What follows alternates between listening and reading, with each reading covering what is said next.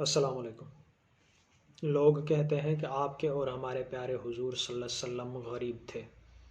لیکن میں نہیں مانتا، کیونکہ غریب تو آپ اور ہم ہیں، جن کے دروازے سے ہر روز پتہ نہیں کتنے ہی لوگ آتے ہیں اور خالی ہاتھوں لوٹ جاتے ہیں۔ آپ کے اور ہمارے پیارے حضور صلی اللہ علیہ وسلم تو دنیا کی وہ ہستی تھے کہ اگر ان کے دروازے پر کوئی بھی انسان آتا تھا، چاہے اس کی جس قسم کی بھی ضرورت ہوتی تھی، تو ان کی وہ ضرورت پوری ضرور ہوتی تھی۔ مثال کے طور پر اگر کوئی شخص حضور کے دروازے پر روٹی لینے آیا تو اس کو روٹی ملتی تھی، اگر کوئی کپڑا لینے آتا تھا تو اس کو کپڑا ملتا تھا، مقصد کہ جس کو جو چیز چاہیے ہوتی تھی اس کو وہ چیز ضرور ملتی تھی۔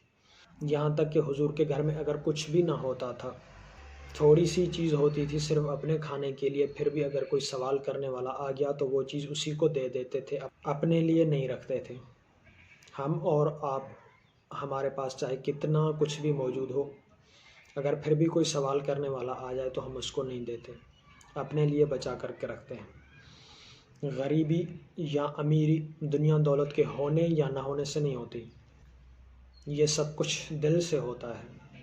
اگر ہمارے پاس لاکھوں کروڑوں پڑے ہوں اور ہمارے در پر کوئی سوال کرنے والا اللہ تعالیٰ کے نام پر لینے والا آ جائے،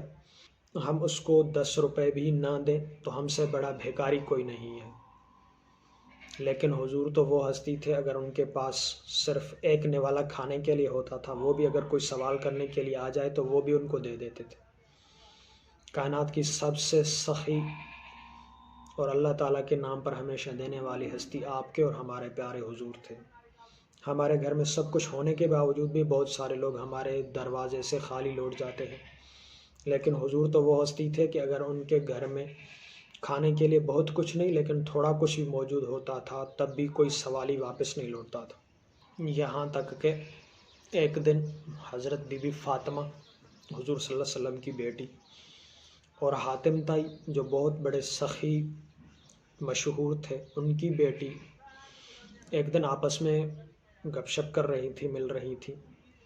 تو حاتم طائی کی سخی نے حضرت بی بی فاطمہ کو بتایا کہ میرے بابا اتنے سخی تھے کہ اگر ان کے دروازے پر ایک ہی شخص 100 بار بھی آتا تھا تو ان کو وہ دے دیتے تھے، ان کو کبھی خالی واپس نہیں لوٹاتے تھے۔ حاتم طائی کی بیٹی بی بی فاطمہ کو بتا رہی ہے کہ ایک دن ایسا ہوا، میرے بابا اللہ تعالیٰ کے نام پر دے رہے تھے، ایک شخص آیا، ایک دروازے سے کچھ لیا، چلا گیا، پھر وہی شخص دوسرے دروازے سے آیا، پھر وہی شخص تیسرے دروازے سے آیا، پھر وہی شخص، اس طرح آتے آتے آخر 100 دفعہ میرے بابا کے سامنے آیا، لیکن میرے بابا نے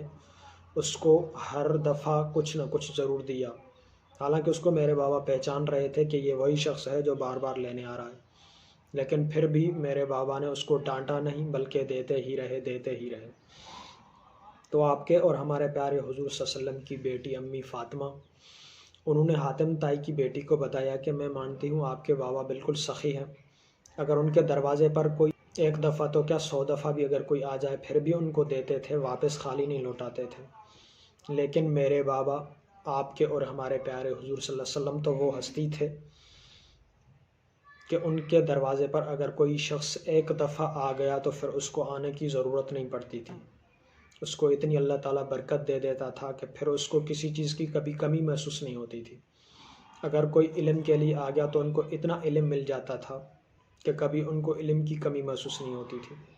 تو بی بی فاطمہ نے حاتم طائی کی بیٹی کو بتایا کہ تمہارے بابا کا کمال نہیں ہے کہ اس کے دروازے پر ایک ہی شخص 100 دفعہ آیا، اس کو 100 دفعہ ہی چیز ملتی رہی، لیکن کمال تو اس ہستی کا ہے جس کے دروازے پر ایک دفعہ اگر کوئی آیا تو پھر اس کو دوبارہ سے آنے کی کبھی ضرورت نہیں پڑی۔ کمال تو یہ ہے، یہی آپ کے اور ہمارے پیارے حضور کی سب سے بڑی سخاوت ہے کہ اگر ان کے دروازے پر کوئی آتا تھا تو خالی نہیں لوٹتا تھا، اگر کوئی ایک دفعہ آ گیا تو پھر اس کو دوبارہ آنے کی ضرورت نہیں پڑتی تھی۔ اللہ تعالیٰ آپ کے اور ہمارے پیارے حضور کے صدقے اتنی برکت دے دیتا تھا، دوبارہ آنے کی ضرورت نہیں پڑتی تھی۔